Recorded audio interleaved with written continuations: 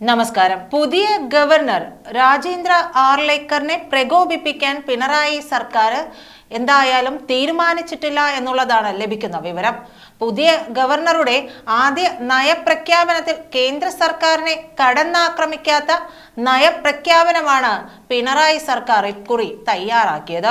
സാമ്പത്തിക മേഖലയിലെ കേന്ദ്ര നയങ്ങൾ കേരളത്തിന് വെല്ലുവിളിയാണെന്ന പരാമർശം നയപ്രഖ്യാപനത്തിലുണ്ട്. പരോക്ഷമായല്ലാതെ കടന്നാക്രമിക്കുന്ന തരത്തിലുള്ള കേന്ദ്രത്തെ നയപ്രഖ്യാപനത്തിൽ അങ്ങനെ ഒരു കുറ്റപ്പെടുത്തലിലേക്ക് ഇക്കുറി പോയിട്ടില്ല. നിയമസഭയിലെത്തിയ ഗവർണറെ ഏറെ സന്തോഷത്തോടു കൂടിയാണ് മുഖ്യമന്ത്രി പിണറായി വിജയൻ സ്വീകരിച്ചതും. ഏറെ നേരം സ്വീകരണം നീളുകയും ഒക്കെ ചെയ്തു. നവകേരള സൃഷ്ടിക്ക് സർക്കാർ പ്രതിജ്ഞാബദ്ധമെന്ന് ആവർത്തിച്ച് ഗവർണർ രാജേന്ദ്ര ആർലേക്കറുടെ നയപ്രഖ്യാപന പ്രസംഗവും എത്തി. ഉയർന്ന നിലവാരത്തിലുള്ള അടിസ്ഥാന സൗകര്യങ്ങൾ, അറിവ് അടിസ്ഥാനമാക്കിയ സമ്പദ് വ്യവസ്ഥ, നിലവാരമുള്ള വിദ്യാഭ്യാസം, ആരോഗ്യ സംരക്ഷണം എന്നിവയിൽ ഊന്നിക്കൊണ്ടായിരിക്കും ഇത്. എല്ലാവർക്കും പാർപ്പിടം ഉറപ്പാക്കുമെന്നും അതിദാരിദ്ര്യം ഇല്ലാതെയാക്കുമെന്നും അദ്ദേഹം കൂട്ടിച്ചേർത്തു. സമൂഹത്തിലെ ഡിജിറ്റൽ വേർതിരിവ് ഇല്ലാതെയാക്കും. എല്ലാവർക്കും ഇന്റർനെറ്റ് കണക്ടിവിറ്റി ഉറപ്പാക്കും.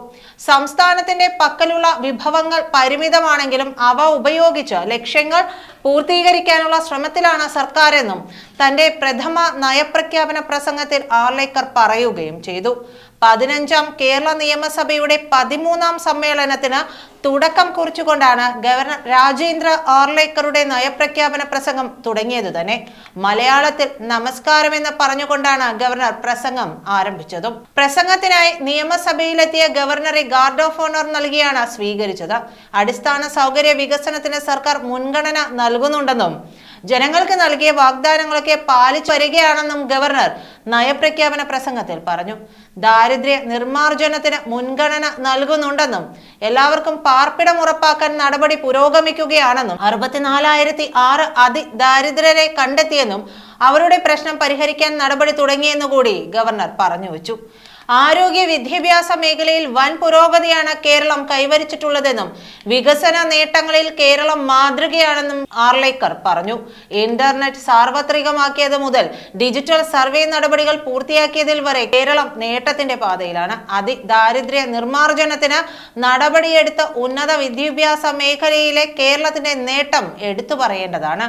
കേന്ദ്രവുമായി ചേർന്ന ദേശീയപാത വികസനം സുഗമമായി പുരോഗമിക്കുകയാണ്.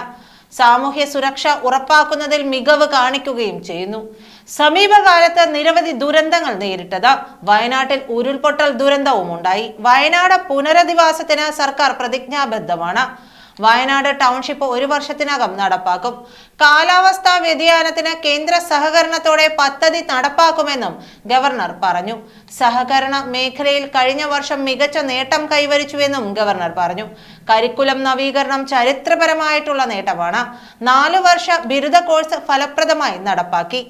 സംസ്ഥാനം സാമ്പത്തിക ബുദ്ധിമുട്ട് നേരിടുകയും ചെയ്യുന്നുണ്ട്. GST നഷ്ടപരിഹാരം ഇല്ലാത്തതും ഗ്രാന്റുകൾ കുറഞ്ഞതും പ്രതിസന്ധിയാണെന്നും നയപ്രഖ്യാപനത്തിൽ ഗവർണർ പറഞ്ഞു. GST വിഹിതം കുറഞ്ഞത് ധനകാര്യ കമ്മീഷനെ പരാതി അറിയിച്ചു കഴിഞ്ഞു. സാമ്പത്തിക ബുദ്ധിമുട്ട് സംസ്ഥാനം നേരിടുണ്ടെന്ന് പറഞ്ഞത് കേന്ദ്രത്തിനുള്ള പരോക്ഷ വിമർശനവുമായി. ഇതിനൊപ്പമാണ് കേന്ദ്ര സർക്കാരിന്റെ സാമ്പത്തിക നയങ്ങൾ കേരളത്തിന് ബുദ്ധിമുട്ടുണ്ടാക്കുന്നുവെന്ന പരാമർശവും. നന്ദി.